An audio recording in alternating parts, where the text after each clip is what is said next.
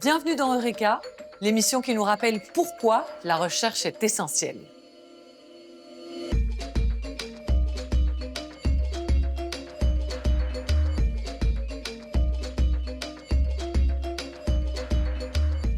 Ljubčo Grozdanovski est chercheur qualifié FNRS en droit à l'ULiège. Ses travaux se concentrent sur les enjeux de l'intelligence artificielle dans le domaine juridique. Bonjour Ljubčo. Bonjour.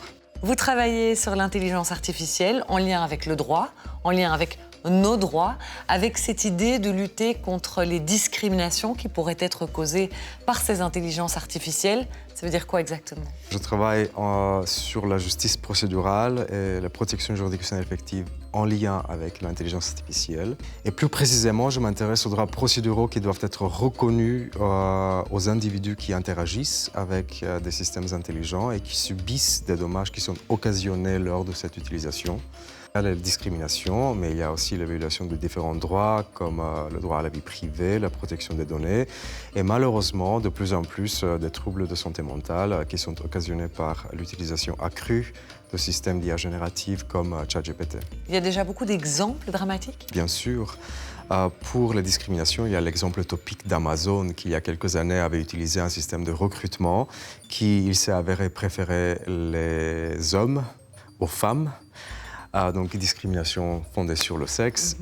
Et plus récemment, on a été alarmé par des dommages qui peuvent être occasionnés par des systèmes d'intelligence artificielle générative, comme les chatbots, qui ont de plus en plus, il s'avère, incité des mineurs, des adolescents à commettre des actes comme le suicide. Et vous, Ljubčo, vous travaillez à la mise en place d'un cadre, justement, un cadre légal européen. Oui, bien sûr. Donc, l'idée, c'est vraiment d'introduire plus de transparence dans les rapports homme-machine. Et l'une des manières de le faire, c'est effectivement d'augmenter le niveau d'explicabilité de ces interactions.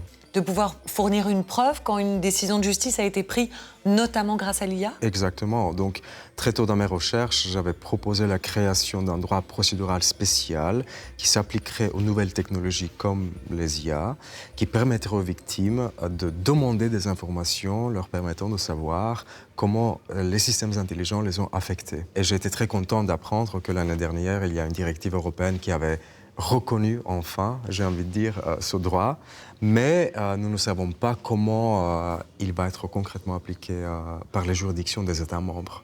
Donc mes recherches en cours visent à clarifier, à proposer des pistes de réflexion en ce sens. Merci beaucoup, Ljubčo. Merci à vous. Vous l'aurez compris, il faut soutenir la recherche. C'est essentiel pour tenter d'encadrer au mieux les développements de l'intelligence artificielle. Chaque don à la recherche peut faire la différence.